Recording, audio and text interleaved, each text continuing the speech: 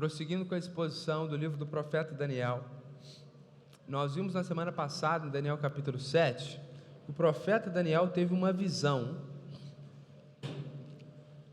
do reino e do império babilônico, do império persa, do império grego, do império romano e do final dos tempos que ainda está por vir, de um príncipe que há de governar todo o mundo, sendo este o anticristo, trazendo perseguição à igreja e sendo destruído no final por Deus, que há de instituir o seu reino. Ele teve uma grande visão do tempo onde ele estava até o final dos tempos. Esse é o capítulo 7, essa pregação está na playlist no YouTube. Se você não assistiu, quiser assistir, é uma pregação que vai instruir muito você e vai certamente aquecer o seu coração. Um grande panorama da história. Agora, no capítulo 8, Deus vai dar uma outra visão para o profeta Daniel. Só que essa outra visão é como se fosse uma lupa, é como se fosse um momento da visão anterior, agora ampliada. Ela aconteceu aproximadamente 2 anos depois da visão que ele tinha tido, que nós trabalhamos na semana passada, e ele vai olhar de uma forma específica. Deus vai auxiliá-lo a perceber, mostrar a ele questões e eventos que ocorrerão em um período dos 4 reinos que ele tinha visto anteriormente. Lembro que na introdução do livro do profeta Daniel, que o pastor Rafael fez, ele nos lembrou que parte do livro está escrito em hebraico e parte do texto está escrito em aramaico. Hebraico é a língua do povo de Deus, aramaico é a língua franca daquele período. E no capítulo 7 nós temos o fim da língua aramaica, e a partir de agora o texto está em hebraico, apontando que agora as profecias são para dizer algo de uma forma mais específica e mais especial para o povo de Deus, especialmente para os judeus, ainda que tenhamos aplicações para os nossos dias, obviamente. E a gente precisa se lembrar que o contexto ainda é aquele contexto onde o povo de Deus está preso, sendo subjugado na Babilônia. Nós precisamos nos lembrar que o que nós veremos agora foi uma visão que o profeta Daniel teve antes do capítulo 5. O capítulo 5 conta a história da morte do rei Belsazar. O que acontece depois, a visão que nós veremos agora é uma visão do período terceiro ano do rei Belsazar. Então é uma visão que ocorre antes do capítulo 5. O povo está sofrendo, e a gente sempre fala um pouquinho do sofrimento do povo de Deus, e eu quero mostrar agora uma das facetas, um dos motivos pelo qual o povo de Deus estava sofrendo, é porque naquele período, Deus se manifestava em um lugar, Deus se manifestava em Jerusalém, Deus se manifestava no templo, e as pessoas que queriam adorar a Deus, elas precisavam ir até o templo em Jerusalém. A adoração acontecia lá, por homens especiais, por sacerdotes, descendentes de Arão, da tribo de Levi. Não era como no dia de hoje, que qualquer um adorava a Deus onde desejava, e Deus se manifestava dentro do nosso quarto, na igreja, caminhando com o Senhor. Deus se manifesta, não, a glória de Deus se manifestava em Jerusalém. Claro que ele se manifestava em outros lugares, mas em geral a adoração era em Jerusalém. Então esse povo de Deus que está refugiado lá no Iraque, lá na Babilônia, ele sofre. Por quê? Porque na mentalidade deles e à luz da revelação que eles tinham, eles não podiam adorar a Deus, eles não podiam ir a Jerusalém, e não havia adoração acontecendo no templo, ou seja, nenhum sacerdote estava matando animais para adorar a Deus. Então o sentimento do judeu é que por anos a adoração estava cessada e paralisada. Isso gerava sofrimento, porque muito do sacrifício que era feito no templo e na adoração é para que o pecado do povo fosse perdoado. Então há um sentimento de que os pecados não estão sendo perdoados, de que Deus está indignado com eles, e esse povo sofre por essa questão teológica, sofre porque não pode adorar o seu Deus. Aliás, o templo havia sido destruído, e os utensílios sagrados usados na adoração a Deus tinham sido roubados. Então efetivamente era impossível adorar a Deus naquele momento, na percepção deles. E eles estão ali nesse sofrimento, porque o próprio Deus havia levantado a Babilônia, como o profeta Abacuque nos ensina, como um instrumento da disciplina e do juízo de Deus sobre aquele povo. que estava cheio de pecados, e aquele povo que estava abandonando a adoração ao Deus verdadeiro, agora é colocado numa situação onde eles não têm a opção de adorar o Deus verdadeiro. Aquele povo que estava abandonando o Senhor é colocado por esse Deus nessa posição: se vocês não querem adorar a mim, o Senhor agora está dizendo, então eu vou acabar com a adoração, e vocês irão sofrer e ver quão ruim é não ter a possibilidade de estar na minha presença e adorar o meu nome. E esse é o sofrimento que aquele povo está carregando, parte dele. E no meio disso tudo, o profeta Daniel vai ter mais uma visão. Nós estamos no capítulo 8, verso 1. Leremos inicialmente até o verso 12.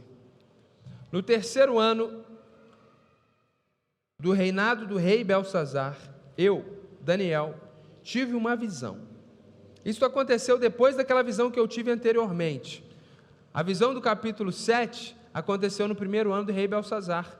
2 anos depois, no terceiro ano do rei Belsazar, ele está tendo essa visão. Quando tive a visão, verso 2, parecia que eu estava na cidade de Suzã, que fica na província de Elão.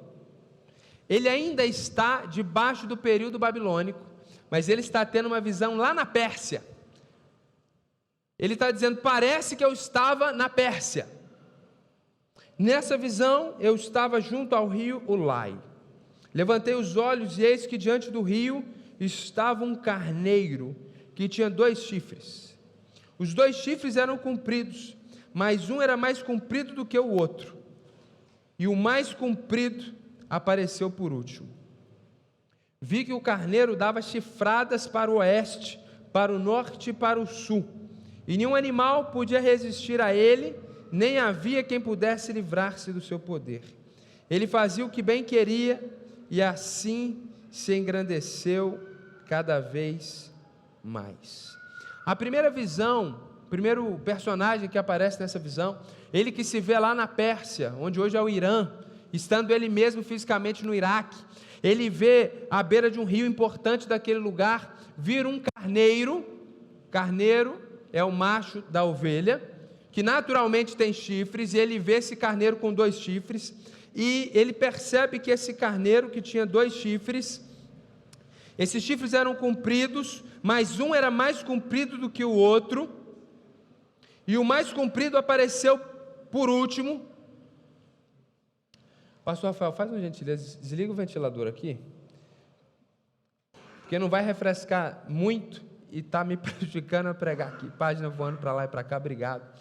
Então, ele vê aquele carneiro com 2 chifres, mas na verdade ele vê com um chifre primeiro, depois aparece um segundo chifre, esse segundo chifre que aparece, ele é maior do que o primeiro, e esse chifre estava dando chifrada para o oeste, para o norte e para o sul.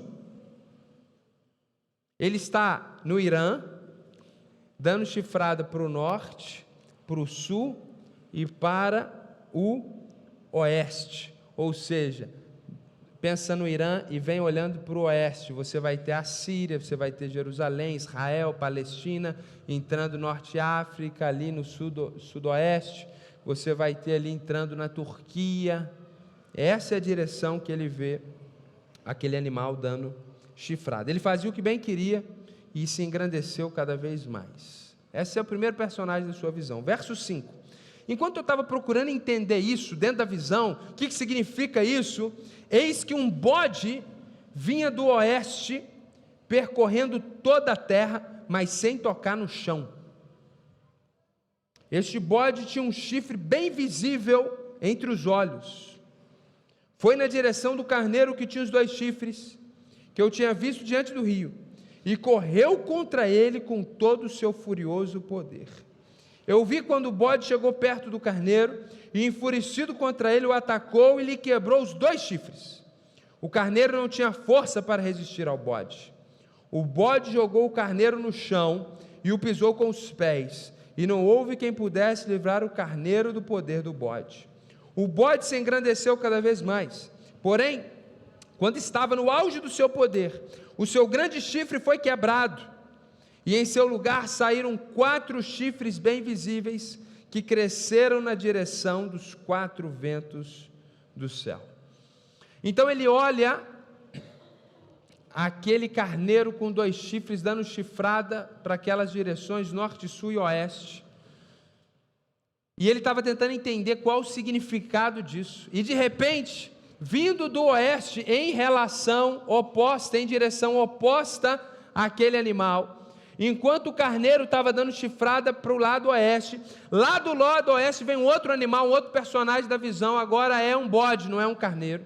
Esse bode tem um chifre único entre os olhos, já desconfigurando como que um bode de verdade existe, já é aqui uma visão diferenciada. Esse bode corre tão rápido, que os seus pés não tocam o chão, tamanha a velocidade que ele vem. E quando eles se encontram, o bode de um chifre mata o carneiro de 2 chifres, pisa em cima dele, acaba com ele, e ninguém pode salvar o carneirinho de 2 chifres. O bode foi se tornando cada vez maior, grande, poderoso. Quando ele estava no auge do poder, o seu chifre grande, com o qual ele matou o carneiro, foi quebrado. E no lugar desse chifre apareceram outros 4 chifres, bem visível, Daniel não estava à dúvida, que cresceram nos 4 ventos do céu, se espalharam para todos os lados. Esse é o segundo personagem da visão.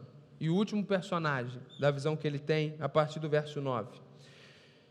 De um dos chifres saiu um chifre pequeno, que se engrandeceu na direção do sul, do leste e da terra gloriosa.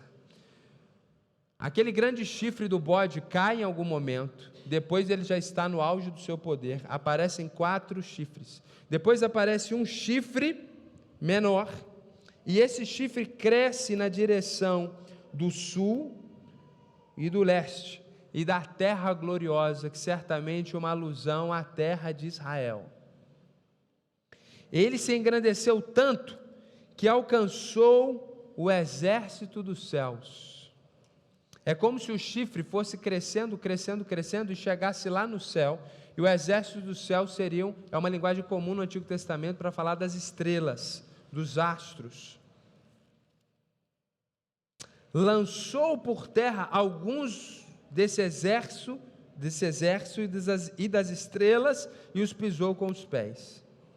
Ele se engrandeceu tanto, que chegou a desafiar o príncipe desse exército. Tirou dele o sacrifício diário e destruiu o lugar do seu santuário. O exército lhe foi entregue com o sacrifício diário por causa das transgressões. Lançou por terra a verdade, e tudo o que ele fez prosperou. Essa é a visão do profeta Daniel, e daqui a pouco a gente já vai explicar essa última parte aqui da visão. Um carneiro com 2 chifres, que está vindo e ganhando espaço do oeste para o leste, do leste para o oeste, e agora um bode com um chifre único que vem em direção oposta. Eles se confrontam, o bode vence, cresce em grandeza e poder, o seu grande chifre cai, 4 chifres aparecem, e depois um pequeno chifre aparece, cresce muito, cresce para a região do sul, o chifre vai crescendo na região do povo de Deus ali em Israel, em Jerusalém, e depois ele cresce até as estrelas do céu, derruba algumas estrelas. Essa é a grande visão que Daniel teve. E aí no verso 13 e 14, é como se tivesse uma mudança de cena na visão. E ele vê no verso 13, depois ouviu um santo que falava, e outro santo lhe perguntou: até quando vai durar a visão do sacrifício diário suprimido e da transgressão desoladora? Até quando o santuário e o exército ficarão entregues para que sejam pisados aos pés? Verso 14, ele me disse: até 2.300 tardes e manhãs, depois o santuário será purificado. Ele ainda está pensando sobre o que ele viu na primeira visão, e de repente é como se a cena do filme mudasse. Ele vê 2 homens, 2 santos, a ideia de 2 seres sagrados lá no céu, conversando entre si. Ele está ouvindo a voz de um, e de repente um faz a pergunta: até quando os sacrifícios serão cessados?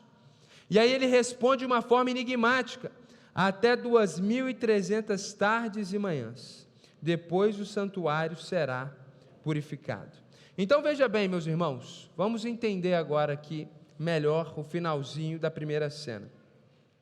Esse chifre pequeno que aparece depois dos 4 chifres, ele se engrandeceu tanto que chegou a desafiar o príncipe desse exército, do exército celestial, do exército das estrelas. Então a gente precisa pensar que exército é esse que ele está desafiando. E aí, você que está acompanhando Daniel vai se lembrar que uma das expressões que se repetem muitas vezes, se referindo ao Deus verdadeiro, é que Ele é o Deus dos céus.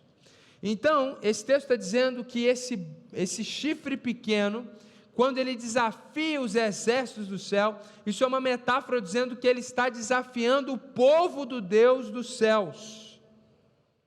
E esse chifre pequeno vai tirar o sacrifício diário e destruir o lugar do santuário. Então ele está vendo que esse chifre chegou até Jerusalém e ele vai impedir que aquele sacrifício de animal que acontecia toda manhã e toda tarde lá no templo de Jerusalém vai ser interrompido. E ele está desafiando o povo de Deus. Verso 12 diz que o exército lhe foi entregue, ou seja, esse chifre pequeno ele vai vencer o povo de Deus. Ele vai vencer o povo de Deus e foi entregue a ele o sacrifício diário, ou seja, ele vai impedir que a adoração seja feita de manhã e de tarde, por causa dos pecados, por causa das transgressões do povo de Deus. Então esse chifre pequeno vai ter poder contra o povo de Deus, para impedir a adoração que acontece no templo de manhã e de tarde, e isso como consequência do pecado do povo de Deus. Ele lançou por terra a verdade, ou seja, ele acabou com a adoração a Deus. E tudo que ele fez prosperou, ou seja, ele tem força e poder para vencer o povo de Deus. E aí então, esses 2 homens conversando fazem essa pergunta: até quando que vai ser isso? Até quando que o sacrifício que acontece no templo de manhã e de tarde vai ser tirado? Até quando essa transgressão desoladora, ou seja, até quando esse ato terrível que vai impedir que a adoração continue, vai durar até quando? Até quando o santuário e o exército ficarão entregues? Ou seja, até quando não haverá mais adoração em Jerusalém? Até quando o povo de Deus vai ficar sofrendo?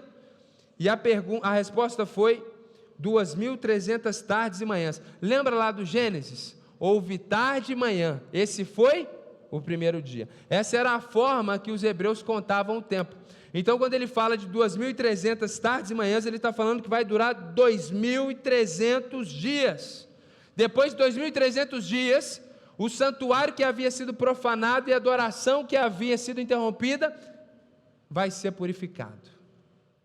Agora, lembrem-se comigo, Daniel está na Babilônia, e o templo está totalmente destruído, e a adoração não está acontecendo. Ele está tendo uma visão, que ele está no Irã, vendo a adoração acontecendo em Jerusalém de novo, mas um pequeno chifre vem e acaba com tudo mais uma vez, por 2.300 dias.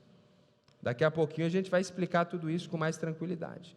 Do verso 15 até o verso 18, um outro ser aparece, esse aqui é um ser famoso dos cristãos, porque esse ser é o ser que vai trazer as boas notícias para Maria do nascimento de Jesus. Verso 15 diz: depois que tive a visão, eu, Daniel, procurei entendê-la. Então ele está ali procurando entender aquela visão, e foi quando se apresentou diante de mim um ser que tinha aparência de homem. Não era um ser humano, parecia um homem, parecia um ser humano. E ouvi uma voz de homem que vinha das margens do rio, o Lai, e que gritou assim: Gabriel, explique a visão a esse homem. No meio daquelas 2 cenas aparece uma terceira cena, vem chegando alguém que parece um homem, outro homem grita de lá, talvez a referência ao filho do homem, a Jesus, dando uma ordem para esse que parece homem, que é o anjo Gabriel, diz: Gabriel, explica para o Daniel o que ele está vendo. Verso 17, ele veio para perto de onde eu estava. Quando chegou, fiquei com muito medo e caí com o rosto em terra. Mas ele me disse: filho do homem, você precisa entender que essa visão se refere ao tempo do fim. Ele ainda falava comigo quando caí sem sentidos, com o rosto em terra. Porém me tocou, me pôs em pé e disse. Meus irmãos, nessa quarta cena, nessa terceira cena, o anjo Gabriel vem para explicar a visão, mas ele está terrificado na presença do anjo e ele desmaia. Ele fala que perdeu os sentidos, ele caiu de cara no chão. Ele está cheio de medo, de temor, porque o anjo está se aproximando dele. E agora, o anjo ajuda ele a se levantar, coloca ele em pé, e agora, a partir do verso 19, ele vai dar a interpretação da visão. O texto bíblico diz assim: eis que vou lhe contar o que há de acontecer no último tempo da ira, porque esta visão se refere ao tempo determinado do fim. Aquele carneiro com 2 chifres que você viu são os reis da Média e da Pérsia. O bode peludo é o rei da Grécia, e o chifre grande entre os olhos é o primeiro rei. O fato de o chifre ter sido quebrado, levantando-se 4 chifres em lugar dele, significa que 4 reinos se levantarão deste povo, mas não com força igual a que ele tinha. Quando se aproximar o fim desses reinos e as transgressões tiverem chegado ao máximo, surgirá um rei cruel e mestre em intrigas. Grande será o seu poder, mas não por sua própria força. Causará destruições terríveis e prosperará naquilo que fizer. Destruirá os poderosos e o povo santo. Por sua astúcia, fará prosperar o engano. No seu coração ele se engrandecerá e destruirá muitos que vivem despreocupadamente. Ele se levantará contra o príncipe dos príncipes, mas será destruído sem intervenção humana. A visão das tardes e das manhãs que lhe foi dada é verdadeira, mas guarde essa visão em segredo, porque se refere a dias ainda bem distantes. Eu, Daniel, enfraqueci e fiquei doente durante vários dias. Depois me levantei e tratei dos negócios do rei. Fiquei espantado com a visão e não havia quem a entendesse. Meus irmãos, a experiência espiritual de Daniel foi tão forte que ele caiu de cama. Quantas vezes por questões mentais nós caímos de cama? Foi isso que aconteceu. A experiência espiritual foi tão forte que ele ficou de cama durante vários dias. E depois ele se recompôs e foi fazer o que precisava fazer como um estadista, uma pessoa que trabalhava para o governo da Babilônia.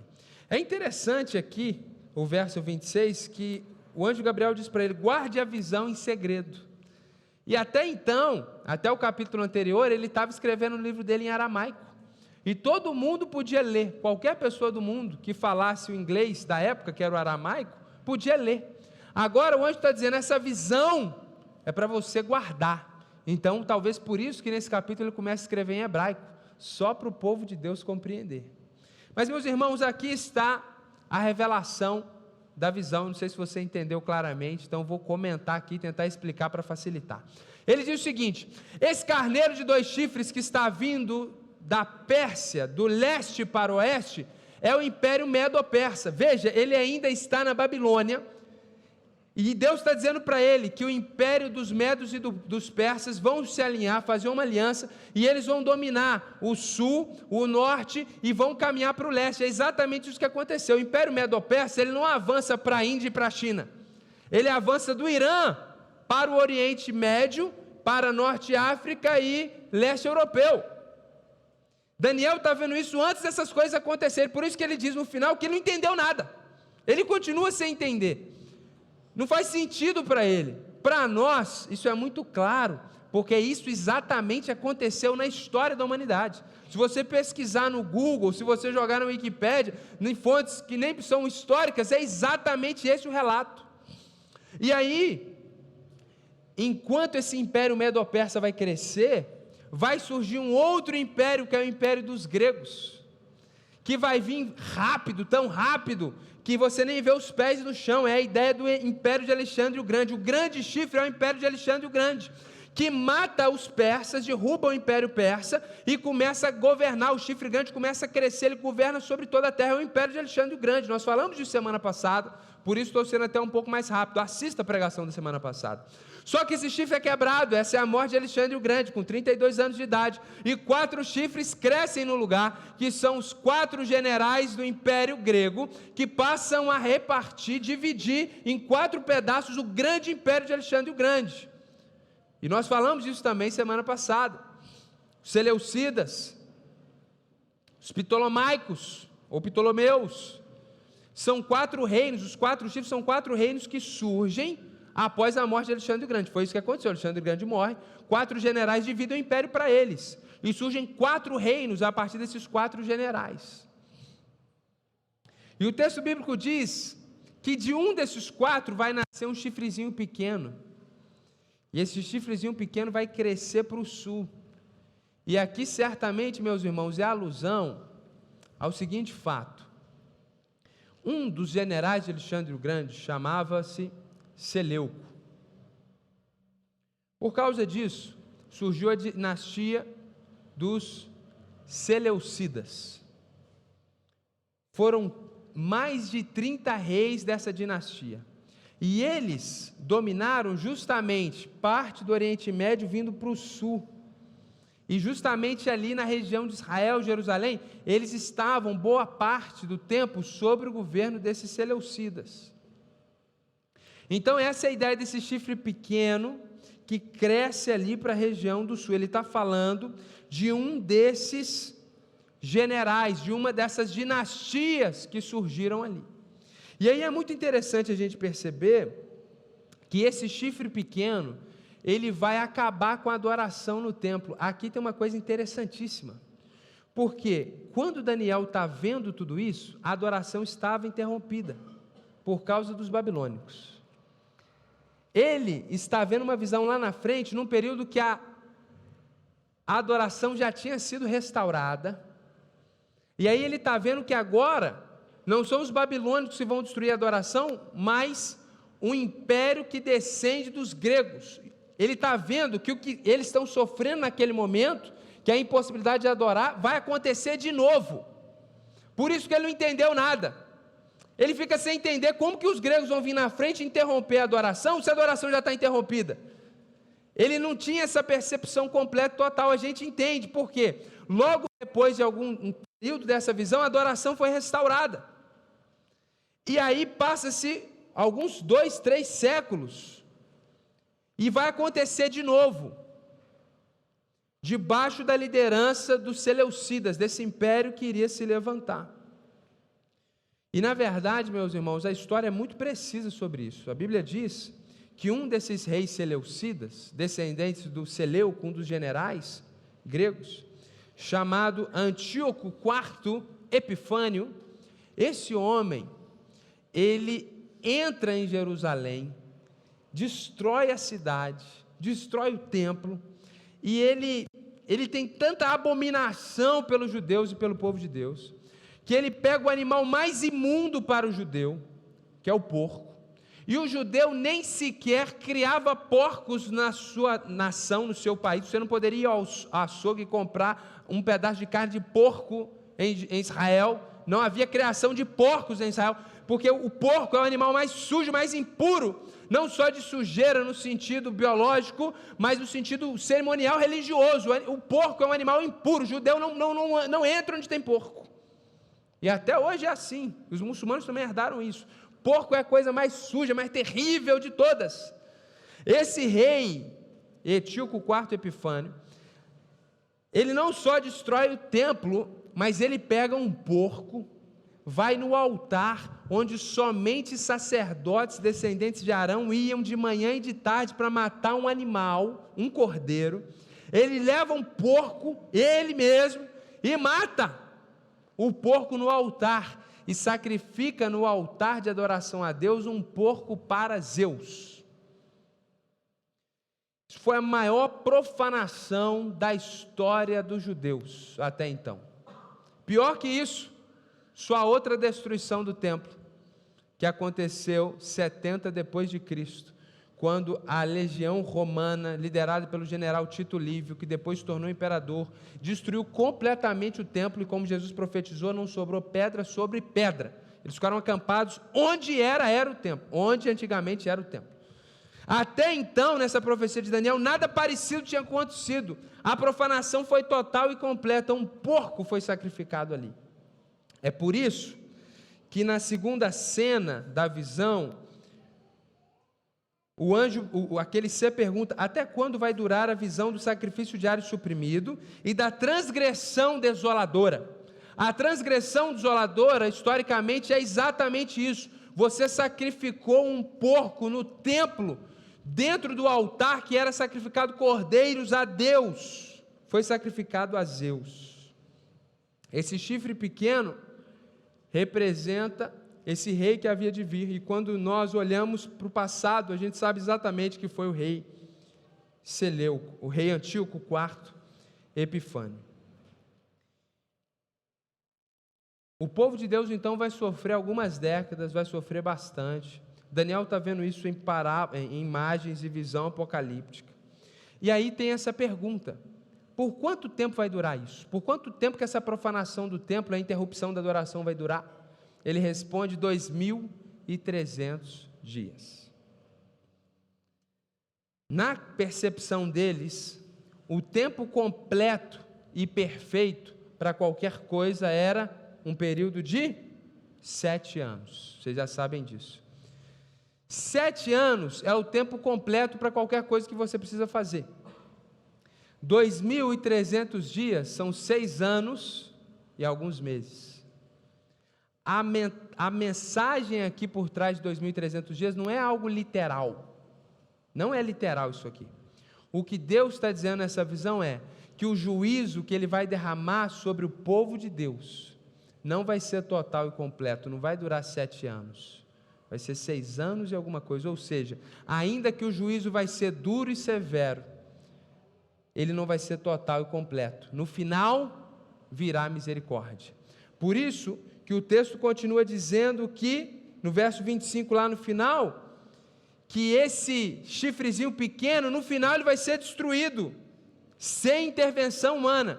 Ou seja, o Deus que colocou ele no poder para punir o seu povo, vai retirá-lo no final.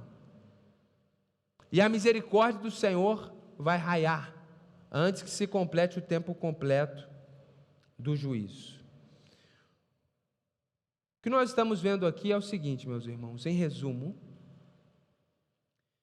Daniel está vendo o império dos medos e dos persas conquistando o mundo, depois ele vê os gregos derrotando esses persas, Alexandre o Grande morrendo, 4 reinos se levantando por causa da morte de Alexandre, e ele vê que um descendente de um desses reinos vai profanar o templo de Jerusalém mais uma vez. E aquele povo que estava clamando, lembra da introdução da pregação, onde eu trouxe esse contexto? O povo estava sofrendo. Por que nós não podemos adorar mais a Deus? A adoração foi interrompida, o templo está destruído, o povo está com esse sofrimento, eles estão com essa angústia. Deus agora está dizendo para eles: vocês serão restaurados, vocês vão voltar a viver em pecado, e eu vou disciplinar vocês de novo, e dessa vez vai ser pior do que da primeira vez. Uma mensagem que ninguém queria ouvir, e que nem Daniel entendeu. Mas quando se cumpriu essas coisas, todos os judeus entenderam. A história mostra isso, que os judeus entenderam. Então essa não era a mensagem que eles queriam ouvir. O povo está ali: Senhor, até quando a gente não vai poder mais adorar a Deus no templo? Deus está dizendo: fiquem tranquilos, daqui a pouco vocês vão voltar, mas vocês são tão terríveis que vocês vão voltar em pecado, a transgressão vai aumentar tanto, que eu vou ter que derramar juízo de novo, e a adoração do templo vai acabar de novo. E o juízo virá mais uma vez sobre vocês. A gente vê aqui Deus levantando o chifre, Deus matando o pequeno chifre. A gente vê esse Deus soberano que está julgando o povo dele e depois está julgando o pequeno chifre. Essa é a grande lição desse texto bíblico para nós. Essa é a nossa verdade espiritual, que o Deus soberano é um justo juiz que julga seu povo e também os seus opressores. Essa é a lição de Deus para nós aqui. É isso que está ecoando para nós diante dessa visão. Que Deus que levanta os persas, que Deus que levanta os gregos, que Deus que levanta os reinos, Ele é um juiz justo, e diante da transgressão do seu povo, ele vai julgar o seu povo, e o seu povo não ficará impune, e também vai julgar os opressores do povo. Mas sinceramente, o foco da visão é mostrar o juízo e a disciplina que está para vir sobre o povo de Deus. Meus irmãos, aqui nós começamos a pensar nos dias de hoje. Nós vivemos um tempo onde o atributo de Deus mais asseverado é de que Deus é amor. As pessoas falam isso, as pessoas escrevem isso, as pessoas tatuam isso, as pessoas põem faixa, blusa sobre isso.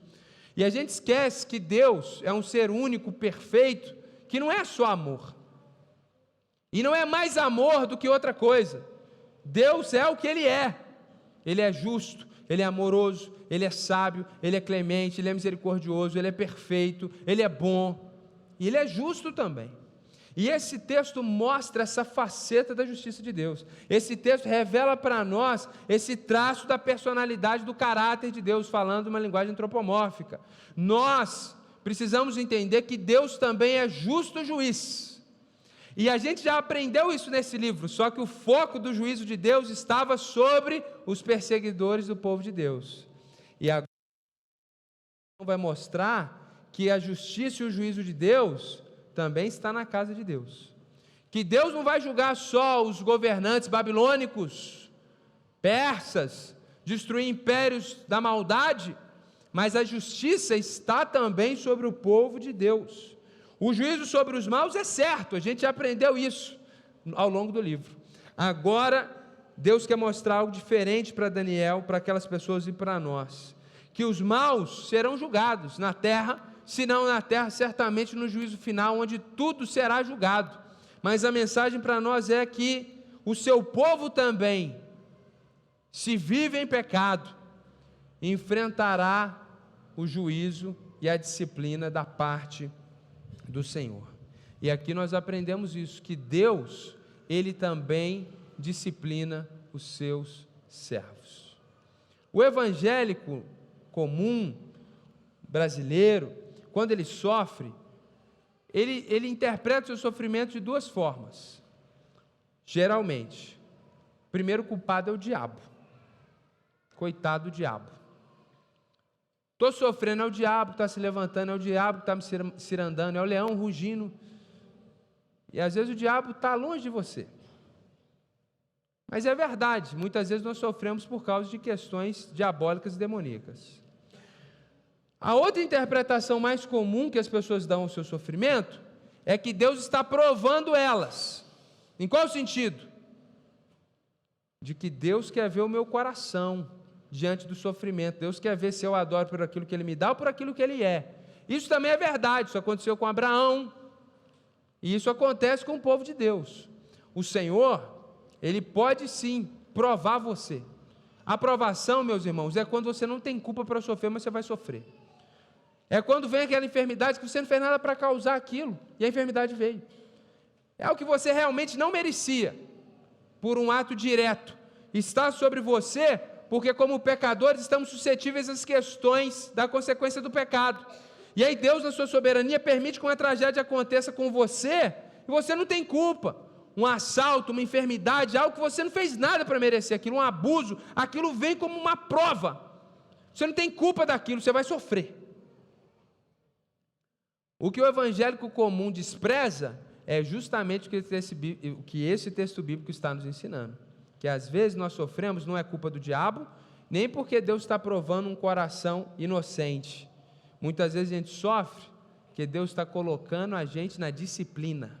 A gente não está bem, a gente está errado, a gente está fazendo o que não está agradando a Deus, e Deus vai disciplinar a gente. A gente está em pecado, e Deus não vai derramar o juízo todo, não. Só 2.300 dias. No final a gente é perdoado e vai para o céu. Mas, muitas vezes um juízo é derramado sobre nós. E é por isso que o autor de Hebreus, no capítulo 12, versos 5 e 6, vai dizer algo de uma forma muito clara, muito firme, e até muito dura para os nossos dias, até dependendo da tradução, politicamente incorreta, dado o cenário nefasto que a gente vive. Hebreus 12, 5 e 6, por gentileza. A Bíblia ensina que que nós não devemos esquecer da exortação que nos é dirigida como a filhos. Deus olha para o seu povo como um pai olha para o filho e diz: filho meu, não despreze a correção que vem do Senhor, nem desanime quando você é repreendido por Ele, porque o Senhor corrige a quem ama, é uma citação do versículo do Antigo Testamento, e castiga todo filho a quem aceita. Então você foi adotado da sarjeta espiritual como um filho adotivo de Deus para herdar o reino dos céus, e herdar junto com o filho unigênito que é Jesus. Agora não pense você que você vai entrar na casa do Pai e vai fazer o que você quer, viver do jeito que você quer. Você vai herdar o céu, você vai herdar a glória. Agora, se for filho desobediente, viver nos rudimentos e nas práticas da sua pecaminosidade lá do tempo do orfanato do pecado, o Senhor vai te castigar. O Senhor vai te colocar de castigo. Não é te castigar nesse sentido popular brasileiro, que Deus vai te colocar lá no purgatório, Deus vai te pôr para sofrer, Deus vai ficar rindo de você. Não é nesse sentido. Deus vai castigar no sentido de que Deus, Ele vai te colocar de castigo, no cantinho do pensamento. Deus vai dar uma palmadinha. Deus trabalha na vida dos seus filhos. Muitas vezes a gente está sofrendo, sim, porque a gente está em pecado. E aí a gente está fazendo campanha para Deus destronar o diabo que está nos cirandando. E aí Deus está te olhando. É aquele menino que está no cantinho do pensamento, mas foi fulano, foi Beltrano, a culpa não é minha, é o crente. Repreende o diabo já está amarrado lá, acabou. Mas o crente, ele não consegue se responsabilizar. Não é aquele menino inteligente que fica quietinho no cantinho do pensamento, vê que fez errado. Quando a mamãe volta depois de 2 minutos, fala: mamãe, me perdoa, eu não vou fazer mais, eu errei. Então a gente crente é um povo complicado, igual aquele povo de Israel. Veja bem, eles estão sofrendo porque a adoração foi interrompida.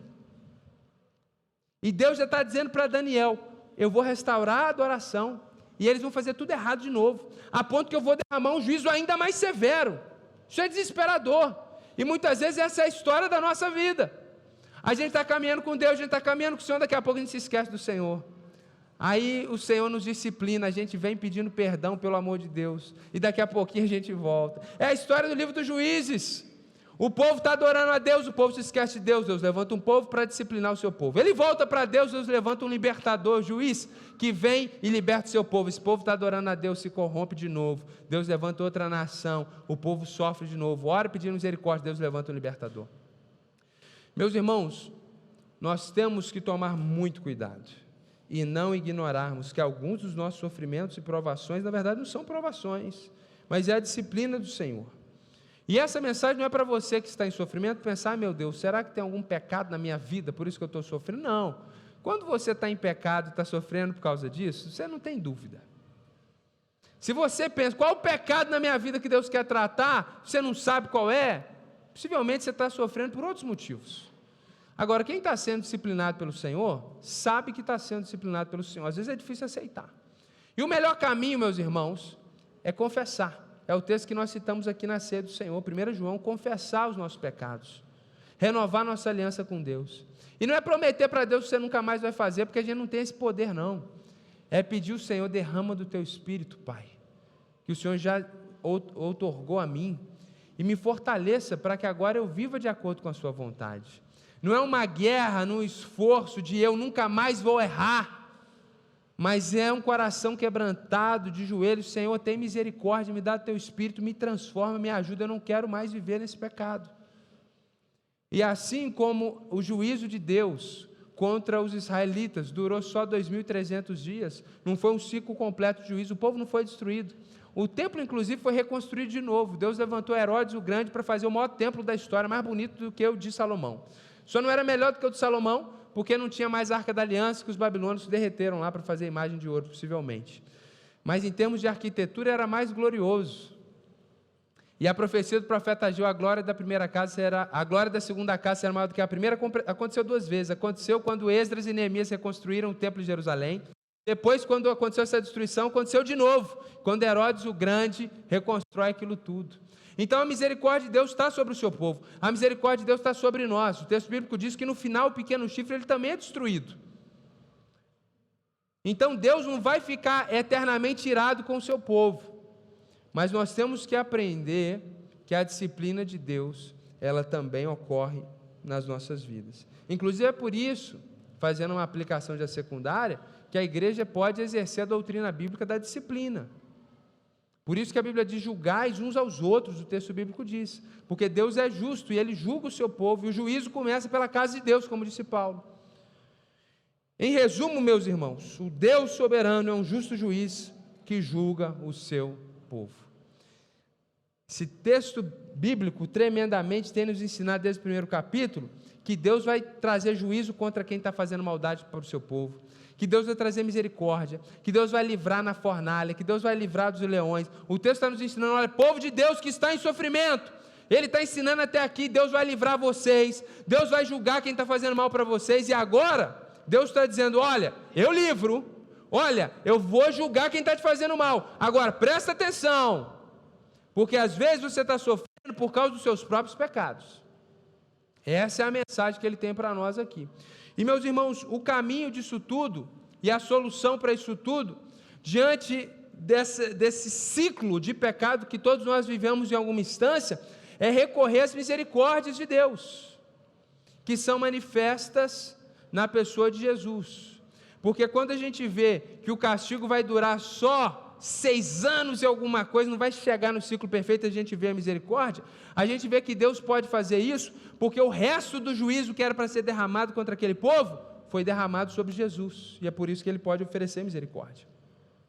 Então é por isso que nós, diante dessa consciência, eu estou sendo disciplinado porque eu estou vivendo em pecado, nós podemos ter tranquilidade e recorrer ao Senhor, pedindo misericórdia, porque esse texto aponta para a misericórdia, e porque, em última instância, meus irmãos, o juízo de Deus eterno e efetivo que deveria ser derramado sobre nós, já foi derramado sobre Jesus. Então nós podemos encontrar misericórdia e nós podemos encontrar graça, ainda que algumas vezes vamos ser colocados no cantinho do pensamento. Amém ou não? É difícil dar amém para isso aí, hein? Pregação de semana passada, o amém foi mais forte. Faz parte, eu no seu lugar ficaria assim também. Na verdade, a gente prepara essas pregações e a gente fica preocupado, porque a Bíblia diz lá em Tiago 3 que os mestres vão ter um juízo mais rigoroso, vai ter a filhinha dos pastores no céu. Eu fico, meu Deus, então é muito pesado para a gente.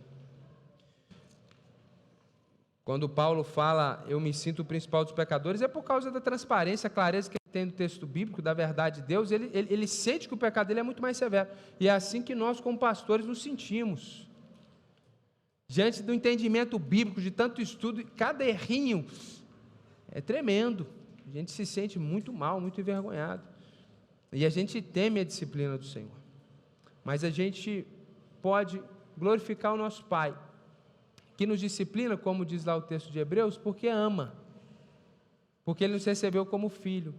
O propósito da disciplina de Deus é nos purificar, nos retificar, consertar o nosso coração, transformar a nossa vida. Então Deus amorosamente Ele fala: não faz isso não, meu filho. Aí você faz e fala: ô meu filho, pelo amor de Deus, faz isso não. E aí quando a gente está fazendo, Deus vê que a gente vai se machucar por causa daquilo, aí Ele vai lá: deixa eu colocar você de castigo então. Então é isso que acontece muitas vezes na nossa vida. E é interessante porque esse texto ele aponta nessa direção, que aquele juízo que viria contra o povo de Deus é para acabar com a transgressão deles. Isso é muito interessante, porque a ideia daquele sofrimento para aquele povo é para que eles fossem purificados do pecado. E na verdade isso aponta para o sacrifício de Jesus, que sofreu para que o pecado fosse expurgado e o povo fosse purificado. Então esse juízo que estava por vir para o povo de Deus apontava o sacrifício de Jesus e o sofrimento de Jesus a favor de todo o povo de Deus, não só dos judeus, mas de nós também que professamos o seu nome. Então você que está aqui nessa manhã, está sofrendo por uma provação, você não é culpado, essa pregação não é especificamente para você. Você que está aqui nessa manhã, sendo atribulado pelo inimigo, revista das armaduras espirituais e vai fazer guerra. Agora você que está aqui, no cantinho do pensamento, essa palavra é para você. O Senhor quer te mostrar que Ele te ama. Porque Ele te ama, Ele permite essas coisas difíceis para você ter o coração realinhado nele. O Senhor quer que você seja mais parecido com Cristo. Afinal de contas, nós somos predestinados para sermos a imagem do Filho de Deus. Romanos 8, 29. Você está destinado a parecer com Jesus. Deus está fazendo uma obra na sua vida. Não fica desesperado por causa da disciplina de Deus. Pelo contrário, saiba que isso é porque Deus ama a sua vida. Deus nos disciplina de várias formas e de diversas maneiras. E esse castigo só vai durar 2.300 dias. Ou seja, ele não vai durar para sempre. Ele não é um ciclo completo de juízo. Porque o grande juízo sobre a sua vida já foi derramado sobre Jesus. Então fique em paz. Aprenda com o seu erro. Ame o Senhor. Porque o livramento logo vem. Deus não vai te deixar ir para sempre nessa condição. E você que não está em sofrimento, guarde essa palavra no seu coração. Viva uma vida reta, para que não seja necessário você passar pela disciplina do Senhor. É melhor obedecer e viver glorificando ao Senhor do que cair no pecado e ter que ser repreendido. Como é ruim errar, como é ruim ser chamado a atenção por qualquer pessoa, imagina por Deus. Amém, gente? Vamos orar então. Feche seus olhos, por favor.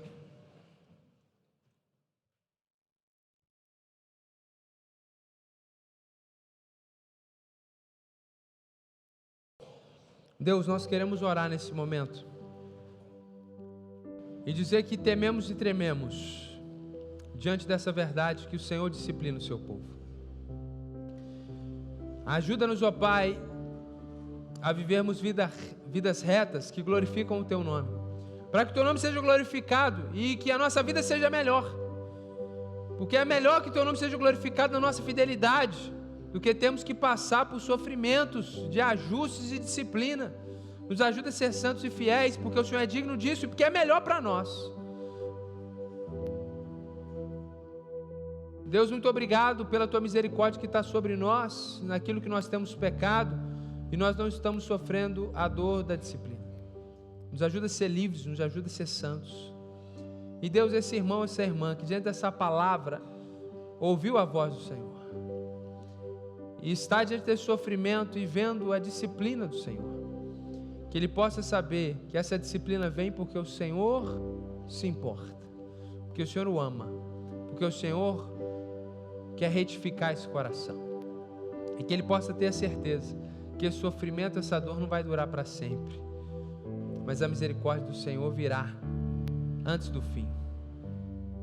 Deus, em nome de Jesus, se existe alguém aqui nessa manhã que ainda não experimentou o poder da salvação, do sacrifício de Jesus, está destinado a enfrentar a Tua justiça eternamente, que o Senhor não permitirá entrar no Teu reino aqueles que estão aprisionados e contaminados pelo pecado, que essa pessoa possa saber que Jesus já morreu por ela, que Jesus já recebeu o castigo para que ela tenha paz, e o Senhor a conduz até os seus caminhos nessa manhã. Muito obrigado por esse tempo de adoração, muito obrigado pela Tua palavra. Nos ajuda, nos auxilia, nos dê graça, nos abençoa nesse domingo, em nome do Senhor Jesus. Amém, Senhor.